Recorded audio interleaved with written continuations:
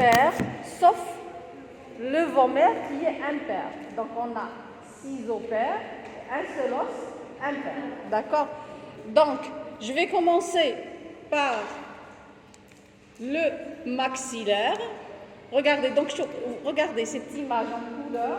Donc toutes les images en couleur, vous devez les mémoriser. Elles doivent rentrer dans votre tête. Ça va vous aider à mémoriser. D'accord?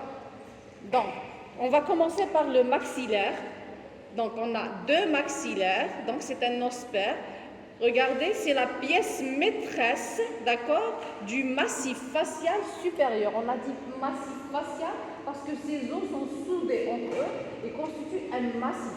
Et ce massif est lui-même soudé à la base du crâne et forme le massif crânio-facial. D'accord? Donc, le maxillaire en vert, il participe à former la cavité orbitaire, d'accord? La cavité nasale, donc ça c'est un os, ça c'est un os. La cavité nasale et bien sûr la cavité buccale avec la mandibule. C'est un os qui est léger, pourquoi? Parce qu'il est creusé d'une cavité sinusienne qui est le sinus maxillaire. On l'appelait auparavant le l'endaïmon, d'accord? L'endaïmon. Donc, dans ces nomenclatures, on a beaucoup de noms propres, d'accord? La nouvelle nomenclature, on n'a pas de noms propres, d'accord?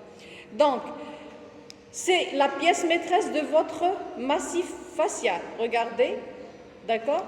Donc, ce maxillaire, il présente, puisqu'il est creusé d'une cavité sinusienne. Donc, c'est pour ça que ça lui donne cette légèreté, d'accord? Donc, automatiquement, les parois antérieures et supérieures de votre cavité, elles sont formées par des lamelles osseuses. Elles ne sont pas solides, d'accord? Donc, je peux subdiviser mon maxillaire et former de quoi? D'une partie compacte, d'accord? D'une partie papyracée. Quand je dis papyracée, ça veut dire lamellaire, d'accord? Quand je dis lame papyracée, ça veut dire que c'est une lamelle osseuse, d'accord? Et d'une partie spongieuse. La partie spongieuse, elle est représentée par l'apophyse palatine, d'accord? Le bord alvéolaire, d'accord? Le bord alvéolaire. Et donc, elle demande la partie spongieuse. Donc, vous allez remarquer que quand vous enlevez les dents, la partie là de l'os qui entoure l'os, qui entoure la dent, pardon, elle va persister ou elle va disparaître? Elle va disparaître. Donc, je peux laisser l'information, d'accord? Donc, la partie, donc mon os maxillaire, donc, 3 parties. La partie compacte, c'est surtout la tuberculose. Elle est compacte, d'accord, résistante. La partie papyracée, c'est la partie lamellaire qui recouvre en avant et en haut votre sinus maxillaire, parce que c'est des parties qui sont lamellaires. Et la partie spongieuse, c'est le rebord alvéolaire, et l'apophyse palatine, d'accord? Bien sûr, cet os-là, lors de la mastication, vous faites comment? Des mouvements. Bien sûr, vous faites des mouvements, mais des forces, des pressions. C'est des pressions verticales que reçoit votre maxillaire. Donc, vous avez donc là, il va résister aux forces de la mastication, c'est-à-dire aux forces verticales. Comme on verra tout à l'heure pour la mandibule, le combine avec le temporal, avec le crâne. Donc, c'est pour ça qu'on parlera de ça. D'accord? C'est bon pour la structure osseuse. C'est très important de connaître ça. On parlera après des traumatismes, d'accord? Donc, grossièrement, comme vous pouvez voir, votre maxillaire, il a une forme comment? Une forme pyramidale, à sommet externe, qui est articulaire avec le malaire ou l'os zygomatique, d'accord? Donc, à sommet externe. Et grossièrement, il est pyramidal, d'accord? Il est irrégulier. C'est un os qui est irrégulier. Donc, de façon globale et grossière, c'est une pyramide triangulaire à sommet, donc bien sûr tronqué, qui est articulaire avec le malaire. Il va présenter donc automatiquement un corps et 3 apophyses. La première apophyse, c'est l'apophyse, cette apophyse donc zygomatique qui est articulaire ou bien pyramidale, qui est articulaire avec l'os zygomatique. On a la branche montante ou l'apophyse frontale qui est articulaire avec le frontal. On peut la voir là. regardez. Donc ici, vous avez le processus donc, zygomatique avec l'os zygomatique ou malaire. Ici, vous avez le processus frontal parce qu'il est articulaire avec l'apophyse frontale du frontal, d'accord? Pardon, l'apophyse maxillaire du frontal, ou la nasale, on l'appelle plutôt nasale, du frontal, ou bien on l'appelle la branche montante, d'accord? La branche montante, d'accord? Et la troisième apophyse, c'est l'apophyse palatine, qui va séparer donc votre maxillaire en partie nasale et partie buccale, d'accord? Donc, le corps, il va présenter trois faces. Vous avez une face supérieure qui est orbitaire, d'accord? Une face antérieure qui est jugale, sous-cutanée, que vous palpez, d'accord? Palpable, vous la palpez, d'accord? Et une face postérolatérale, qu'on appelle aussi infratemporale. Infratemporale, ça veut dire qu'elle est sous l'arcade zygomatique, d'accord? Et donc, elle est cachée par la mandibule, une partie de la mandibule, d'accord? On l'appelle infratemporale, sous l'arcade zygomatique. Et la base, on la voit mieux de ce côté, pardon. La base, c'est celle-là. La base, c'est la face médiale. La base, c'est cette face médiale, d'accord, qui est divisée par l'apophyse zygomatique en partie nasale et partie buccale, d'accord? C'est clair jusqu'ici, d'accord? Et bien sûr, le sommet qui est latéral, zygomatique, tronqué, d'accord? À ce niveau. Jusqu'ici, c'est clair. Donc, j'ai un corps avec trois faces antérieures, jugales, sous-cutanée, palpable, une face postéro-latérale sous l'arcade zygomatique et une face orbitaire, d'accord? Une face orbitaire. Et bien sûr, j'ai trois apophyses. L'apophyse qui est en rapport avec le zygomatique, l'apophyse qui est en rapport avec le frontal et l'apophyse qui divise ma base en deux étages, nasal et buccale. Donc, je vais commencer par la face antérieure qui est sous-cutanée, j'insiste, qui est sous-cutanée, d'accord, et qui présente juste au-dessus de la canine. Vous avez une partie saillante. Donc, c'est la bosse, je vais l'appeler la bosse canine. La bosse canine. Donc, au-dessus de la canine, j'ai une bosse, c'est la bosse canine. En dedans, donc, j'ai quoi? Une fosse. Ici, pardon, je suis en dedans. Plus haut, j'ai une fosse. Cette fosse-là, au milieu, c'est la fosse canine. C'est la fosse canine. Cette fosse canine, c'est le lieu où on aborde, c'est par cette fosse canine qu'on prépare avec un ciseau frappé ou un marteau. On ouvre, d'accord, la cavité sinusienne pour aborder la cavité sinusienne de point de vue chirurgical. On l'appelle donc, c'est le lieu de trépanation du sinus maxillaire. C'est par ce lieu qu'on va aborder le sinus maxillaire. On l'appelle l'intervention de Caldwell-Duc. L'intervention de Caldwell-Duc, d'accord? Parce que c'est la partie là où je peux pénétrer, qui est moins épaisse, d'accord? Qui est la meilleure. Et bien sûr, en dedans de la bosse canine, j'ai une petite fossette. C'est la fossette myrtiforme. C'est à ce niveau, on l'appelait auparavant la fosse, on l'appelait auparavant la fossette myrtiforme, et maintenant c'est la fosse incisive. C'est à ce niveau où vous avez fait les muscles possibles de la face. C'est à ce niveau où va s'insérer le muscle. Bien le muscle. Mais ça, le muscle. Septembre. Donc, la nouvelle nomenclature, la version de septembre, vient de mystiforme. D'accord? Donc là, c'est la fossette myrtiforme ou fosse incisive, d'accord? Ici, la bosse canine au-dessus de la canine. Et ici, la fosse canine, c'est le lieu c'est par cet endroit où on peut aborder le sinus maxillaire. On a ici l'insertion du muscle canin. Le muscle canin, d'accord? Donc, au-dessus de la fosse canine, j'ai un orifice qui est sous le rebord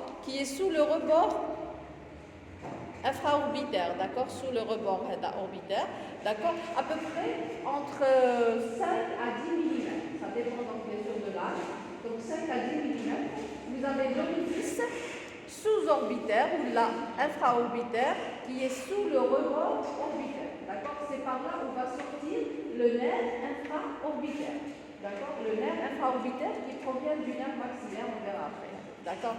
Bien sûr, au-dessus, là, vous voyez bien, vous avez l'insertion du muscle orbiculaire. Orbiculaire, d'accord? Vous avez fait le muscle là.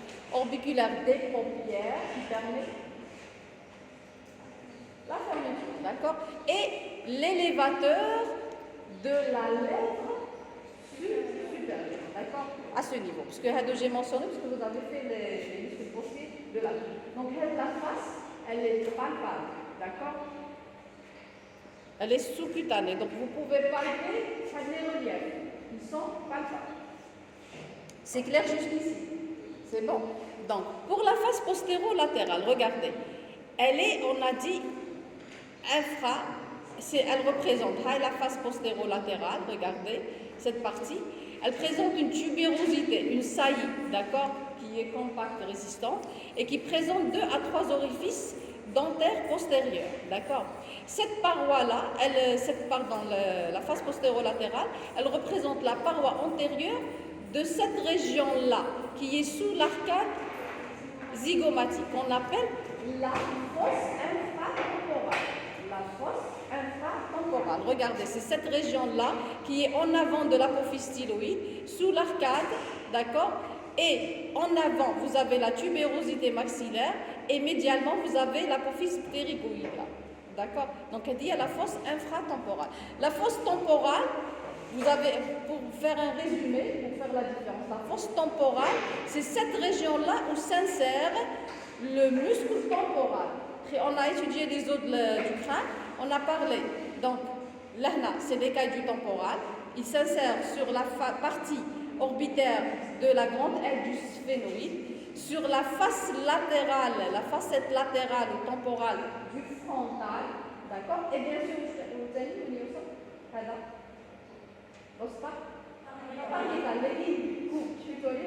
d'accord. Donc la fosse temporale, elle englobe toute cette partie-là. Elle est différente de Mabada, d'accord? Elle dit, vous devez connaître ça. Donc fosse infratemporale sous l'arcade, d'accord? On a la fosse temporale. Le pariétal, où se trouve l'insertion de votre muscle temporal et accommodance, d'accord? C'est bon jusqu'ici? Si vous avez des questions, donc la partie elle est résistante, compacte. Pour la face supérieure, regardez, la face supérieure, elle forme la grande partie du plancher de l'orbite. Regardez la face intérieure de l'orbite.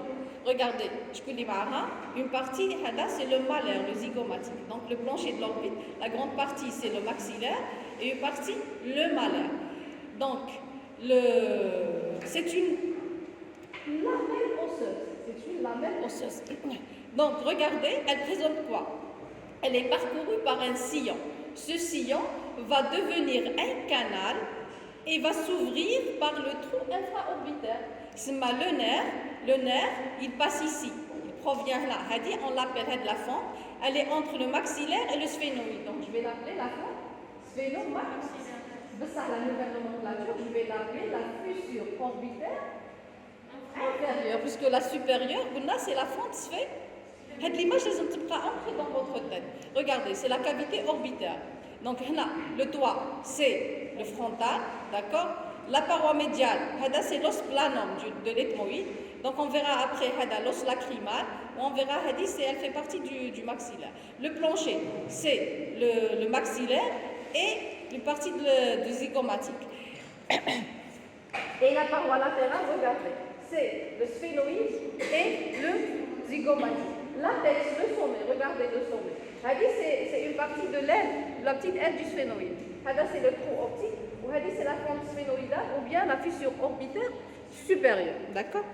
Donc, le nerf, il va passer. La fente, la fissure, il passe dans le sillon, puis il traverse le canal qui est creusé dans cette paroi. Et il sort par là, par le trou infraorbitaire. C'est le nerf infraorbitaire. Allez, j'insiste sur ça. J'ai dit que c'est une lamelle osseuse. Donc c'est une partie papyracée qui met la paroi antérieure. J'insiste sur ça. On verra après que le maxillaire, c'est un os, le zygomatique, c'est un os compact et résistant par rapport au maxillaire. Donc, lorsque vous recevez un traumatisme latéral, il va s'impacter sur le maxillaire. Et donc, vous aurez quoi? Une fracture de la paroi antérieure et vous pouvez avoir une fracture de la paroi orbitaire. Et donc, puisque le nerf qui traverse à ce niveau, il peut être contu, inflammatoire, comme il peut être lésé, sectionné. D'accord? Et donc, puisqu'il va innerver la peau de là, donc la personne elle va avoir des paresthésies, des fourmillements là, dans cette région. D'accord? Donc, elle va se plaindre de fourmillements. D'accord? C'est très important. Sauf en ce qui concerne la médecine, la palpation, elle est très importante. Les éléments qui sont tout à fait palpables, parce que vous les palpez. Donc, l'électricité, un malade, lorsqu'il se présente, un malade se présente avec un traumatisme. Je dois palper le rebord orbitaire, tout le rebord. Et donc, je dois détecter une marche d'escalier, parce que moi, le rebord des épaules régulier. Donc, si je détecte une marche d'escalier, là, ça veut dire que j'ai une fracture. Et lorsqu'il me dit qu'il a des paresthésies, des fourmillements, d'accord? D'accord? Donc c'est des paresthésies. Donc là, je suspecte fortement que c'est une fracture, la marche d'escalier. D'accord? Donc la palpation, plus sur le malade. D'accord? Je peux trouver une vérité. Parce qu'il y a beaucoup de médecins qui voient le malade devant. D'accord? Donc c'est très important. Regardez, même on verra après l'apex adimada, d'accord? C'est bon pour le nerf, d'accord? Donc, même en ce qui concerne le plancher, on peut avoir tout le plancher peut être détruit suite à un traumatisme violent. Touchant la graisse qui entoure votre globe oculaire, elle va descendre dans le sinus maxillaire. Le sinus maxillaire. Donc elle va descendre dans le sinus maxillaire, elle va faire hernie. Et donc elle est prise où le muscle télé, on verra les muscles télé, ils peuvent être pris dans la fracture. Et donc maintenant le bonhomme, il ne peut pas élever le planche est là, il faut. Donc il peut le là, l'autre, elle sera bloquée là. D'accord? Donc là, on doit désincarcérer. Donc on doit désincarcérer le muscle s'il est bloqué. S'il est incarcéré, ou la graisse. Parce que si la fracture elle est très importante, si la fracture c'est un déficit important du plancher, même la graisse, même il peut descendre. Et là, vous aurez une hémosthalmie. Mais le temps, il va perdre de je peux qu'il fait. Tout est relié. D'accord? Donc, oui, c'est une suite logique. Donc, vous ne pouvez pas imaginer qu'il y a une perte de sinus maxillaire. Alors, le plancher complètement détruit. Donc là, je dirais, on met une plaque antitale, on désincarcère, on met une plaque antitale pour que le bloc repose. D'accord? Si vous connaissez bien votre anatomie, vous pouvez déduire des complications. Voilà, c'est très intéressant. Là, pour moi, il faut avoir il faut aimer ce que vous faites. Il faut comprendre ça. Parce que si vous aimez quelque chose et vous ne comprenez pas les processus, les mécanismes, regardez mal. Déjà, si vous aimez quelque chose, ça vous donne l'envie de comprendre. D'accord? Maintenant, avec madame première, deuxième année, on n'a rien compris de l'anatomie physiologique. C'est après. J'ai normalement même deuxième. D'accord. Donc la face médiale qui est la base, la face médiale qui est la base. Donc, la face médiale qui est la base, regardez. L'apophyse, ça c'est l'apophyse palatine. Regardez, on verra. Hada, en orange, c'est une partie du palatin. Hada, c'est les apophyses ptérygoïdes. Regardez. Donc, je vous donne en même temps les éléments. Apophyse ptérygoïde. Hadi, c'est la lame horizontale du palatin. Ou ça, c'est l'apophyse palatine. D'accord? Donc, regardez, l'apophyse palatine divise votre face médiale ou base en deux étages. L'étage, le segment nasal, et le segment buccal, qui est en rapport avec la cavité buccale. Regardez au niveau du segment nasal. Qu'est-ce que vous avez? En blanc. Donc là, vous avez le corne inférieur. Le corne inférieur, il va laisser, regardez, une marque donc au niveau de votre face médiale, on va l'appeler la crête turbinale inférieure, ou bien on va l'appeler la crête concave. Concave, c'est relatif à cornée, d'accord? Crête turbinale inférieure ou crête concave. Concave, c'est la nouvelle nomenclature. C'est à ce niveau où il va s'articuler avec le cornet inférieur, en orange, d'accord? Et bien sûr, sous le cornet moyen, sous le cornet moyen, j'ai un orifice. J'ai enlevé le cornet pour voir l'orifice. L'orifice, en gros, l'orifice en noir, il faut, c'est l'hiatus du sinus maxillaire. Donc, c'est assez...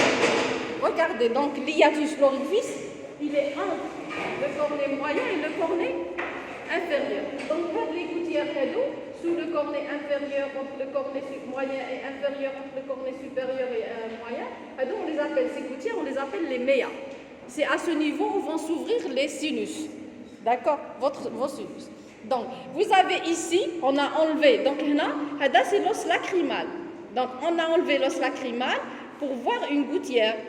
La gouttière, c'est la gouttière lacrymale. C'est mal en place l'os lacrymal et donc vous aurez une gouttière. Donc, c'est la gouttière lacrymale. Et bien sûr, qu'est-ce que vous voyez en haut? En haut, près du bord, pardon. C'est quoi,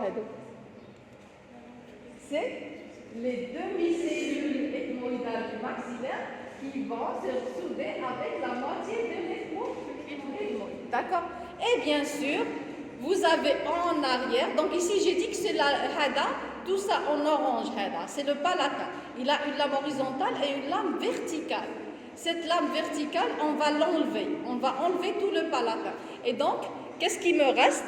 Vous avez une surface rugueuse là, en arrière, près du bord. La surface rugueuse, c'est la surface articulaire avec la lame verticale du palatin. D'accord? Regardez, entre les deux, vous avez une gouttière, numéro 5. En haut. Numéro 5, c'est la gouttière du grand palatin. Donc, ici une gouttière. Lorsque je place le palatin, ça devient un canal. Maintenant, c'est une gouttière. Donc, quand je place le palatin, ça devient un canal. Et bien sûr, la partie orale, c'est la partie qui est entre l'apophyse palatine et le rebord alvéolaire. Donc, on va détailler le maxillaire plus que les autres, parce que vous voyez la pièce est faite, d'accord? Maintenant, on va parler rapidement. Le bord maintenant, les bords. Donc, ça, c'est la base, d'accord? Pour les bords, vous avez un bord inférieur qui est alvéolaire, creusé d'alvéoles. Vous avez combien d'alvéoles là? Pour adulte, hein? Je parle de l'adulte. Combien de dents? Là, on a 32. Là, le bord, il y a 32, c'est la moitié. D'accord, 8 maintenant, la moitié, 8 maintenant, ça fait 16, d'accord. Vous avez le bord antérieur. Le bord antérieur, regardez, il présente l'échancrure. L'échancrure, cette échancrure-là va vous former, regardez bien, regardez, elle va vous former avec le côté opposé l'orifice piriforme, d'accord, de votre nez. Et vous avez ici l'épine nasale antérieure, d'accord, l'épine nasale antérieure, d'accord, au niveau du bord antérieur. Donc c'est ça le bord antérieur. Il est palpable, là. Voilà le cartilage. C'est du cartilage. Donc quand vous palpez maintenant, c'est l'orifice piriforme. هادو كامل منا palpable. Donc bord inférieur, bord antérieur, le bord postérieur, le bord postérieur, il est articulaire avec le palatin, la gouttière du grand palatin. Et bien sûr le bord supérieur, regardez, le bord supérieur où il y a les cellules, les demi-cellules ethmoïdales, donc il va s'articuler, regardez, on a la gouttière lacrymale, donc avec l'os lacrymal. Et bien sûr, on a l'os plat. هنا دوك الناس هنا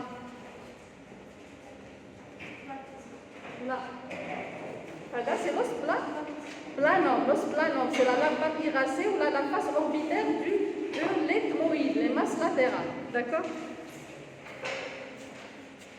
Parce que هذاك en vert c'est le maxillaire. Non, allez, c'est le maxillaire. Regardez. Donc lacrymal, le palatin. D'accord? Oui. Donc c'est ça, d'accord? Donc avec l'os planum et l'indice. Quand je dis lame papyracée, ça c'est une lamelle osseuse.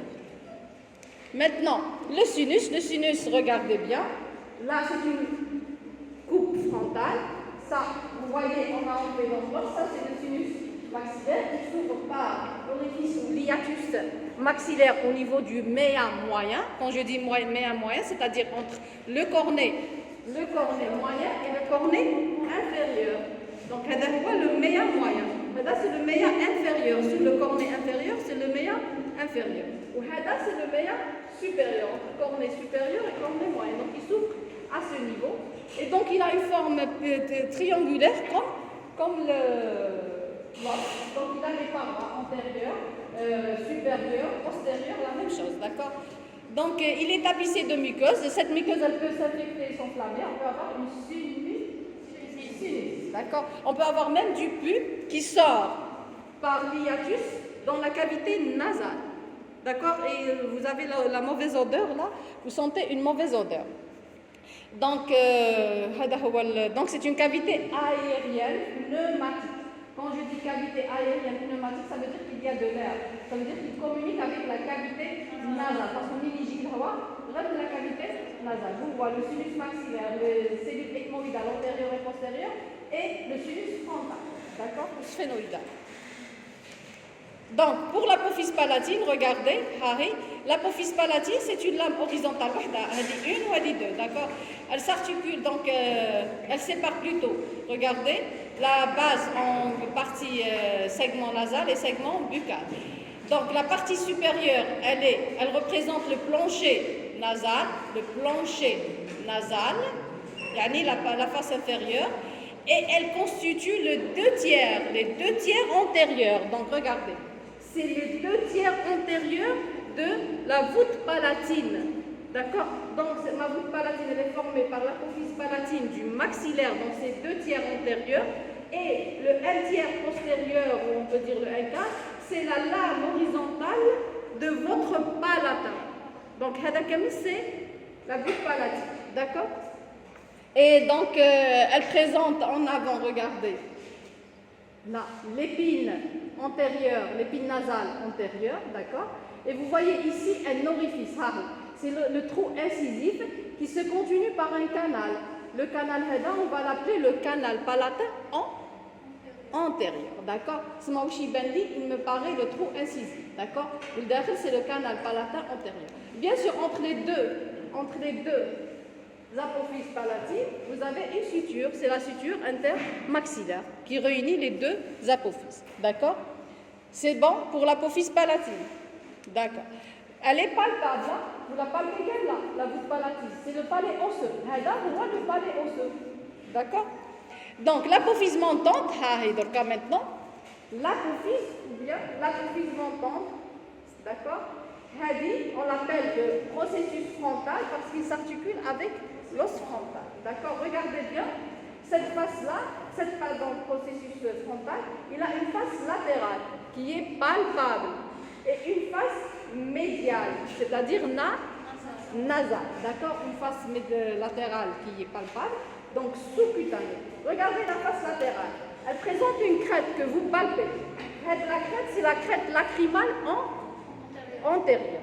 Et elle me forme une demi-gouttière lacrymale. Parce que l'autre moitié, elle est formée par l'os lacrymal qui va me donner la crête lacrymale postérieure. Les deux vont vous former la gouttière lacrymale en totalité. Donc, la moitié, la crête et la moitié de la gouttière, c'est le processus frontal qui est palpable. Donc, en cas de traumatisme, il peut être fracturé avec les os propres du nez. Donc, il peut être fracturé, donc on est obligé de le réduire, de le replacer comme avant. D'accord?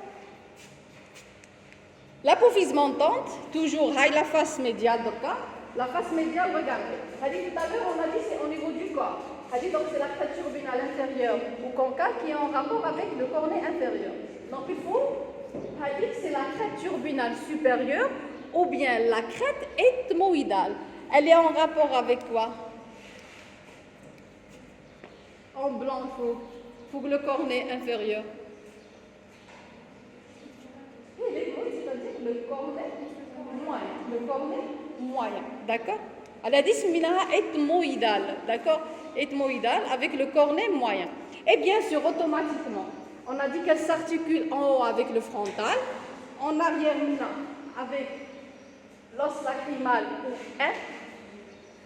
linguis, os lacrymal, pardon, ou linguis, et de ce côté, pardon, ou maintenant, médialement, pardon, latéralement, les os propres du nez. Les os propres du nez. Vous te comprenez, elle peut être fracturée avec l'os propre du nez. Donc, l'apophyse pyramidale, qui est zygomatique, processus zygomatique, regardez, elle est tronquée.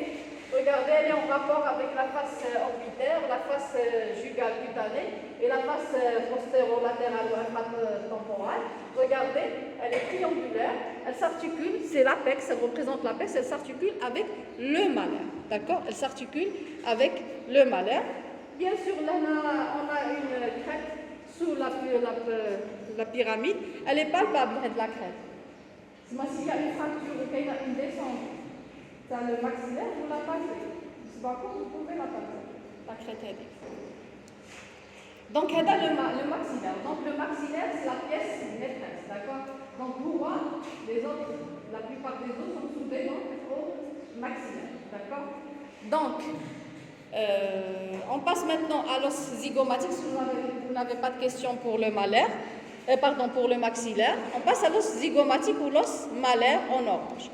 L'os malaire, c'est un os vert. Il forme la pommette. Donc, s'il est fracturé, enfoncé, vous allez avoir une pommette effacée et donc une asymétrie faciale. D'accord? Donc, il est en dehors du maxillaire. D'accord? Il participe à former, comme vous pouvez voir, l'orbite, une partie du plancher et la paroi latérale. D'accord? Donc, il représente la jonction entre la face et le crâne. Regardez, il est en rapport avec l'os temporal par le processus zygomatique, le sphénoïde, le temporal et tout ça. D'accord? Donc, le malaire, c'est un os compact, résistant. Donc, regardez, s'il y a une fracture, un enfoncement du malaire, ça va fracturer votre paroi antérieure et plancher de l'orbite. D'accord? Donc, le malaire, il va présenter une face latérale, jugale, qui est palpable, d'accord, que vous palpez. Elle va présenter un petit orifice, c'est le trou malaire, d'accord, un rameau du nerf zygomatique qui va passer à ce niveau. Et pour la face médiale, regardez bien la face médiale. Regardez la face médiale. La face médiale, donc, c'est la partie au niveau de l'orbite, où celle-là, elle est au niveau, on regarde du temporal. Donc, on va l'appeler la face orbito-temporale. Orbito-temporale. D'accord? Vous imaginez? D'accord? Pour les bords, regardez, les quadrangulaires. D'accord? Donc, j'ai 4 bords et 4 angles. Donc, pour le bord, là, c'est le bord antéro-supérieur. Celui-là, antéro-inférieur. Celui-là, postéro-inférieur. Et celui-là, postéro-supérieur.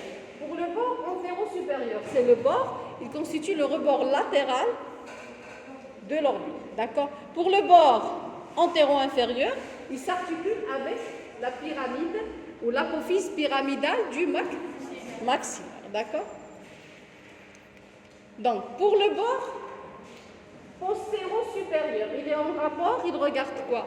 La fosse temporale, le muscle, serrer le muscle temporal.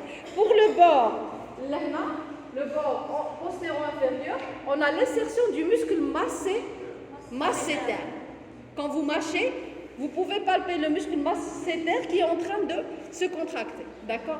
L'angle maintenant, l'angle supérieur, regardez, il est en rapport avec le processus zygomatique du frontal. Donc, en cas de fracture de zygomatique, on peut avoir, il peut se détacher des 3 parties. Il peut se détacher en arrière, il peut se détacher maintenant, et de ce côté. Donc c'est une disjonction. Il s'est déplacé. D'accord? Donc il n'y a pas une attache qui est fixe.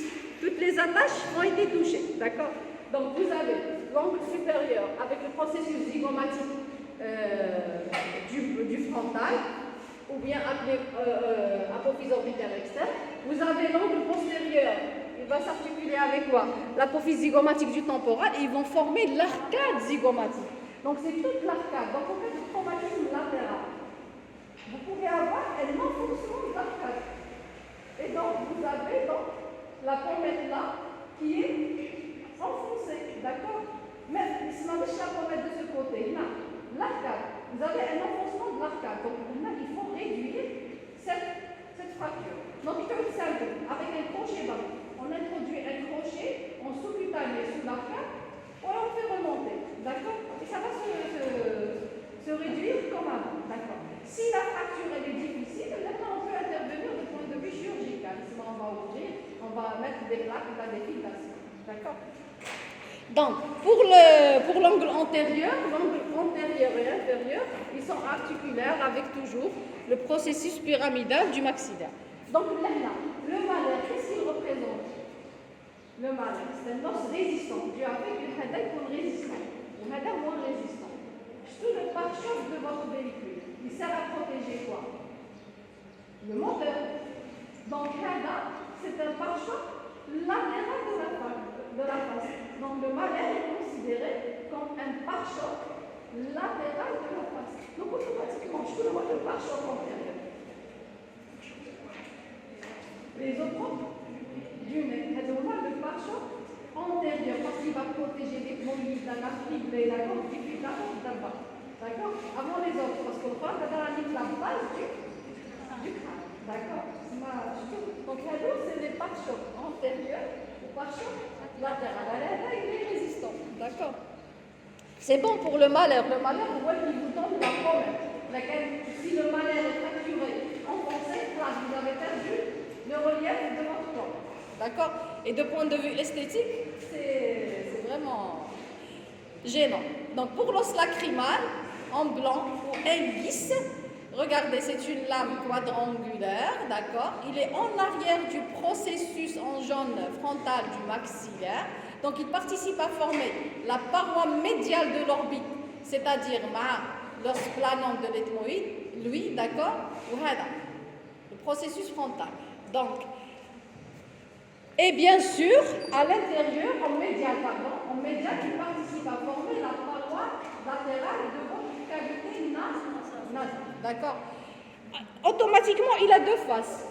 Une face latérale, qui est orbitaire, d'accord? Et qui présente une crête. Regardez. La crête lacrymale postérieure et une moitié de gouttière lacrymale. Donc, les deux vont former la gouttière lacrymale. D'accord? C'est là où va se loger le sac lacrymal. Le sac lacrymal, vous allez faire les paupières, deux petits points. Les points, c'est des orifices. Des canaux lacrymaux. On va d'ailleurs les larmes, la glande, là latéralement, on va d'ailleurs au niveau des deux canaux. Le sac, on va d'ailleurs la gouttière et le canal lacrymo-nasal, qui est sous le cornet inférieur. Elle a dit lorsque vous pleurez, vous avez les larmes, non? La cavité nasale. Tous les deux petits points, c'est des orifices qui forment là. Comme une malaya, vous les voyez, je tournais ces deux petits points, près de l'angle. D'accord? Donc, c'était la face latérale où il y a les crêtes. D'accord? La partie médiale, regardez en jaune. Regardez là, on a enlevé le cornet moyen et supérieur pour voir mieux le l'os lacrymal ou l'os linguiste. Regardez en jaune. Donc, il est en rapport, regardez, avec quoi? Avec l'ethmoïde, d'accord? Et voilà, le cornet inférieur par son apophyse ethmoïdale, d'accord? Il est en rapport avec donc l'apophyse lacrymale qui est en rapport avec l'os lacrymal, d'accord? Les bords, on a 4 bords. Un bord postérieur, regardez. Un bord postérieur, il est articulable avec quoi? Envers l'os planum ou l'arbre orbitaire de l'ethmoïde. D'accord? Et en avant. Le processus frontal, en haut.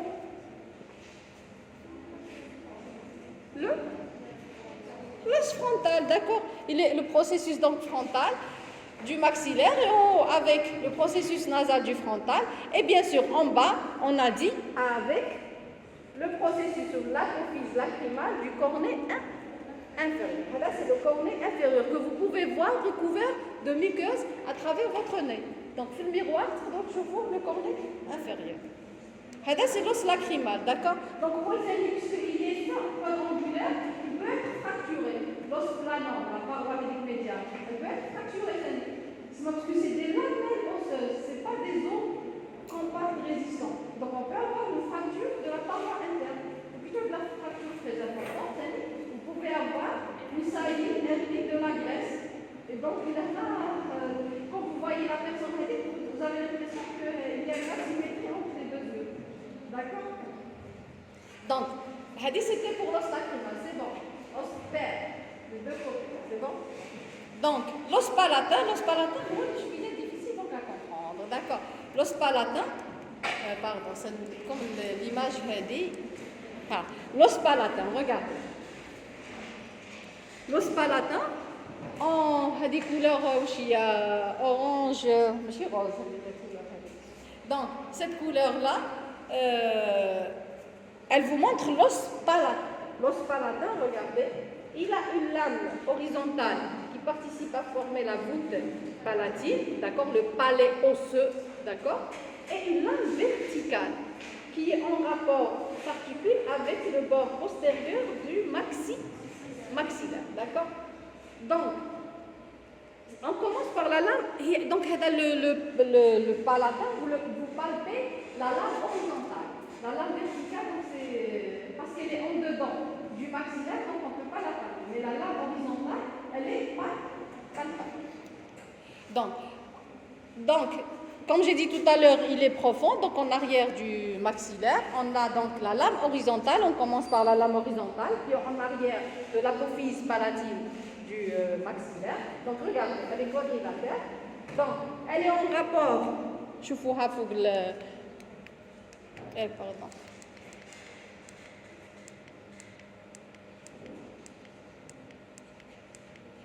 Donc, elle est, regardez, maintenant, elle s'articule avec quoi? Le maxillaire, l'apophyse palatine du maxillaire, là, avec le côté opposé. Donc, un bord antérieur, un bord médial avec le côté opposé, un bord latéral avec ou un bord postérieur qui libre qui constitue c'est les orifices postérieurs de la cavité nasale qu'on appelle l'écho-coan. L'écho, ça s'écrit schwan, mais on prononce coan, d'accord? Donc, regardez, donc c'est quadrilatère, d'accord? Donc maintenant, pour la lame verticale, regardez la lame verticale, elle a trois apophyses. Regardez, elle a une apophyse orbitaire, une apophyse phénoïdale et une apophyse pyramidale. D'accord? Une apophyse pyramidale. Regardez, là, elle présente une échancrure. D'accord? Donc, le sillon, c'est un sillon. On a dit tout à l'heure,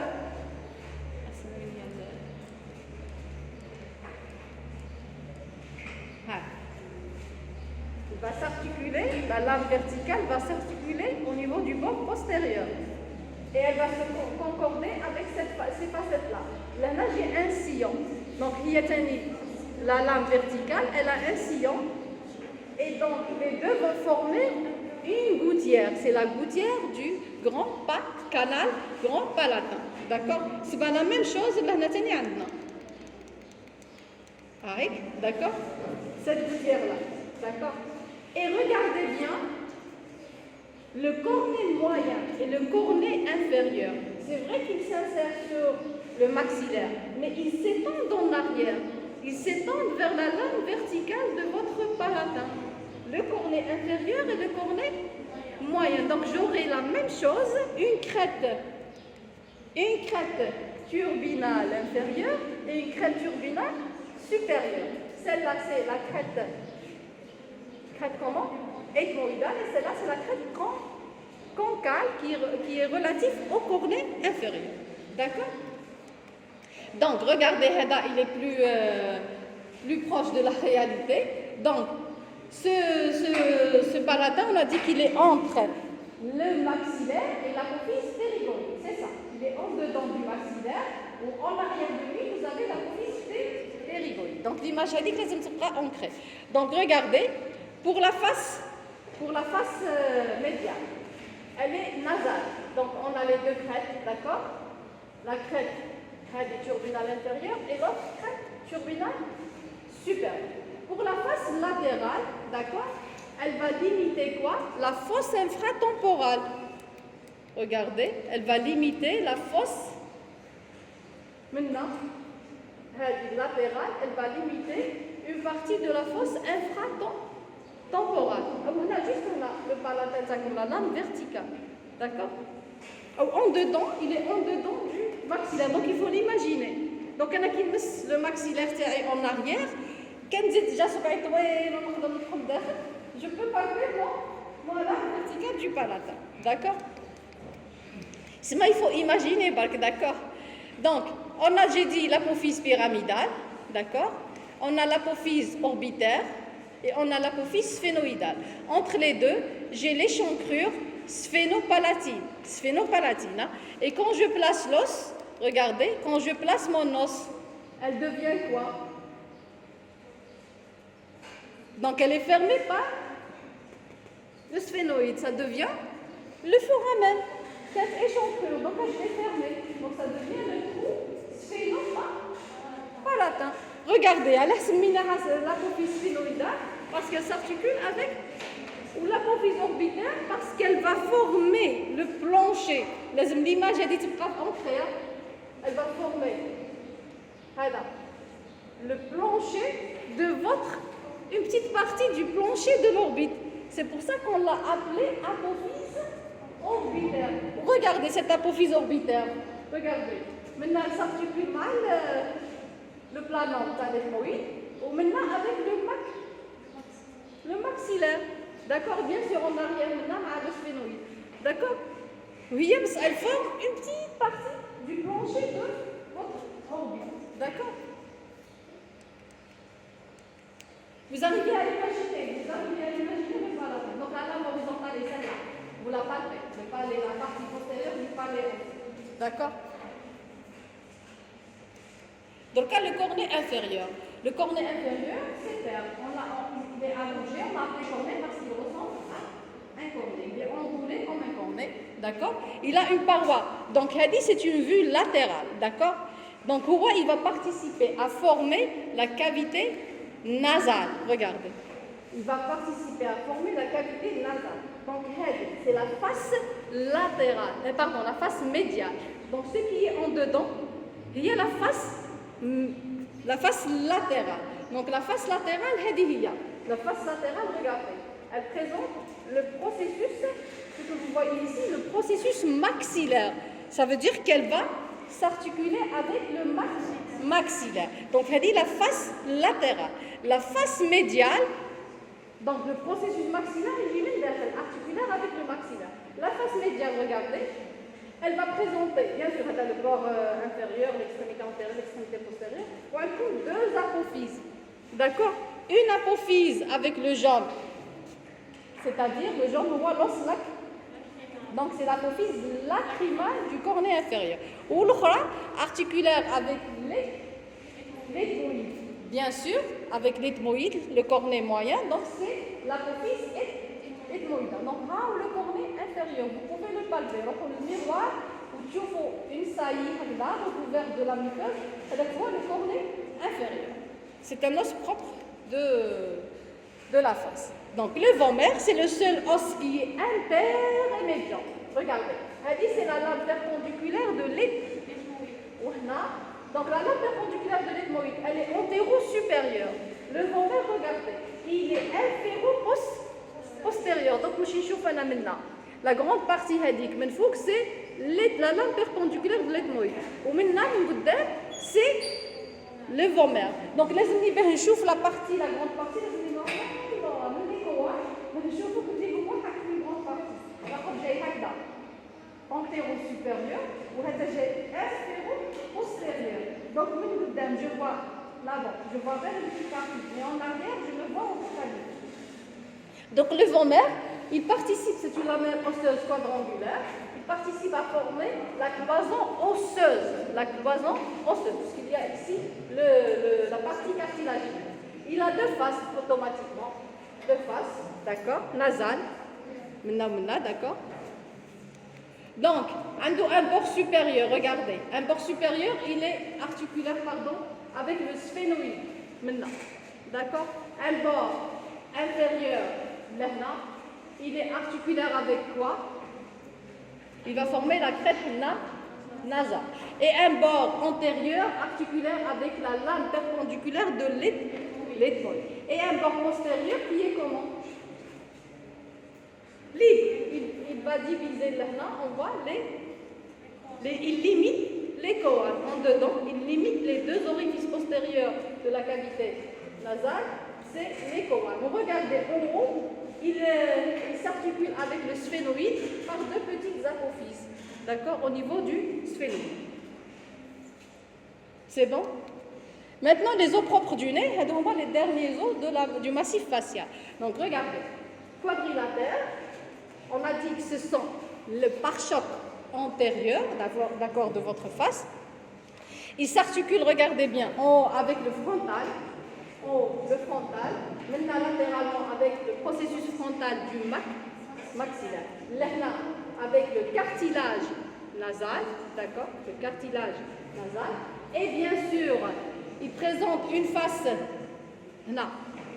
on dit latérale ou la antérolatérale, plutôt antérolatérale, qui est cutanée, qui est palpable, et une face postéromédiale qui est nasale. Donc elle est nasale, elle va participer à former la paroi supérieure de la cavité nasale. Donc en cas de traumatisme antérieur, on peut avoir un traumatisme postérieur, un latéral.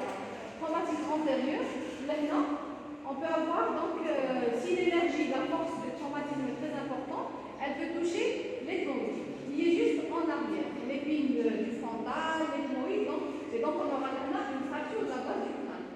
D'accord? Donc si vous avez un traumatisme latéral, donc vous aurez un nez touché. Le nez qui est touché, donc là on est obligé de, maintenant on est obligé de réduire la pince là, qui s'ouvre là, et fait monter les deux pattes. D'accord? On les fait sous local. Bien sûr, on a un bord supérieur qui est articulaire avec le frontal, un bord inférieur, comme j'ai dit tout à l'heure, qui est articulaire avec le cartilage, le bord interne avec l'os propre opposé, ou maintenant avec le processus frontal du maxillaire, le bord latéral. D'accord? Donc l'image de la cavité orbitaire est très importante. Donc l'image doit être ancrée dans votre tête. D'accord? J'ai cité toutes les parois. Donc j'ai cité les parois médiales, les parois latérales, le plancher, le paroi supérieure et l'apex, le sommet. Regardez. Tout là, au niveau de l'apex, vous avez le trou optique, le nerf optique, et vous avez les nerfs qui vont innerver les muscles de l'œil.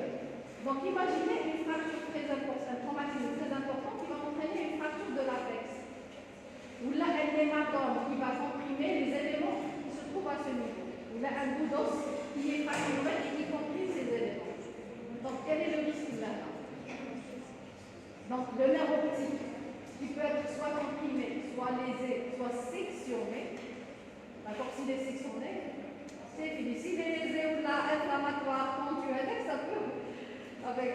S'il est sectionné, c'est bon. C'est une cécité. N'oubliez pas les nerfs pour l'œil, d'accord? Qui vont innerver les muscles de l'œil, les mouvements. Donc ça dépend de quel nerf qui peut, parce que c'est l'ensemble des nerfs qui vont traverser à ce niveau. D'accord? Donc maintenant, c'est très important de connaître votre anatomie et savoir quel élément va passer à ce niveau pour déduire les complications.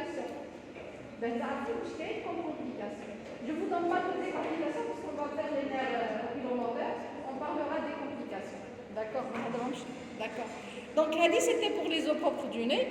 Pardon, les os propres. Donc, avant de terminer le massif facial, tout à l'heure on a parlé de la fosse temporale. Donc, l'image de la fosse temporale, n'oubliez pas les pariétaux. Donc, sous l'arcade zygomatique, on a la fosse infratemporale. On l'appelait auparavant la fosse ptérygomaxillaire. Ptérygomaxillaire, parce que entre l'apophyse ptérygoïde et le maxillaire. Donc, c'est cette région-là qui est en avant de l'apophyse styloïde, sous l'arcade zygomatique, et bien sûr, la face postérieure du maxillaire, et en dedans, vous avez l'apophyse ptérygoïde, d'accord?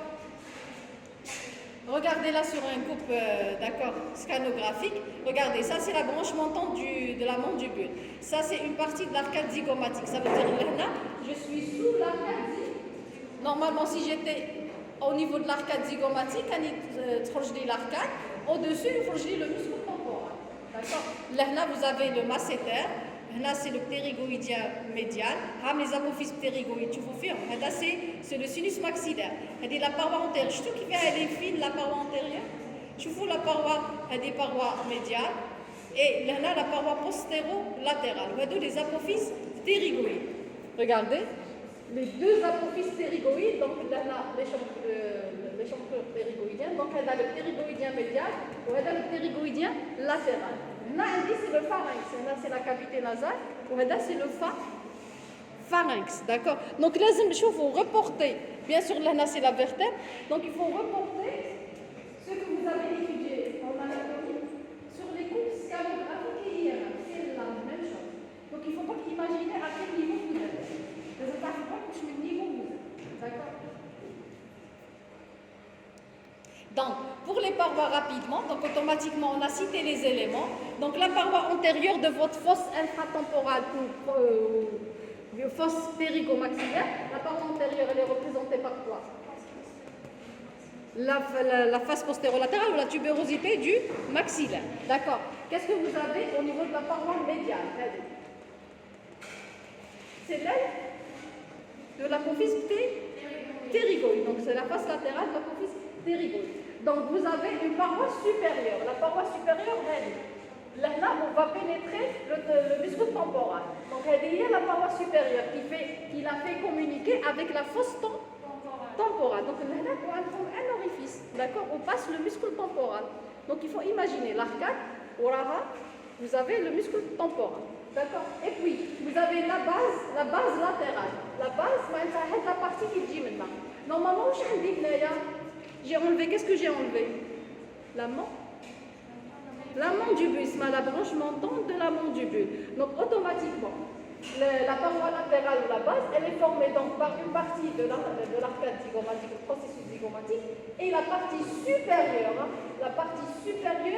de la branche montante de la mandibule. La partie supérieure. D'accord? D'accord. Et bien sûr, le sommet de l'âne, vous avez un orifice. Le sommet, j'ai un orifice derrière. Il est entre le palatin et le sphénoïde. Je peux voir. Le foramen sphénoïde. Donc derrière, j'ai le foramen sphénoïde palatin. Donc regardez, quand je fais haka, regardez bien, en jaune, la lame verticale du palatin. Là, c'est la tubérosité maxillaire, ou là, c'est l'apophyse ptérygoïde, la face latérale.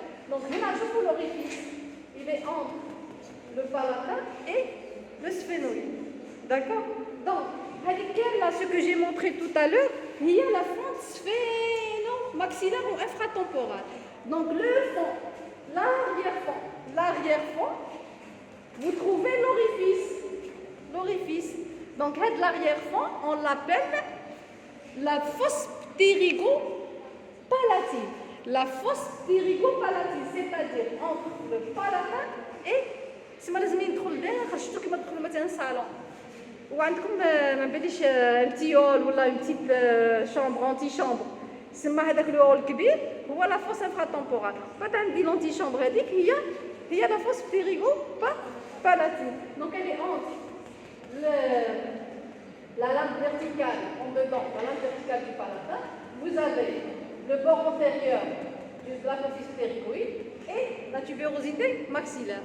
C'est l'arrière-fond, on l'appelait l'arrière-fond. C'est la fosse périgopalatine, on l'appelait l'arrière-fond. C'est la fosse infratemporale. Ou l'arrière-fond.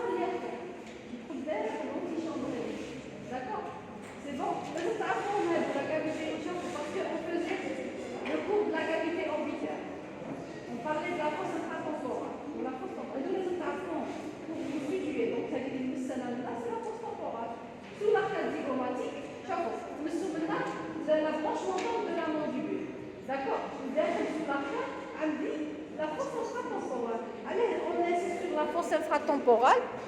Vous allez voir, Inch'Allah, ça veut dire que c'est la parotide. Hein? Donc, un cancer de la parotide. D'accord? Un cancer, il s'étend, ou un cancer de la mandibule, un cancer du sinus maxillaire, il s'étend où? Au niveau de la fosse infratemporale. Où donc cette région, elle est profonde, en rapport avec la base du crâne. Donc, elle est très profonde. Donc, même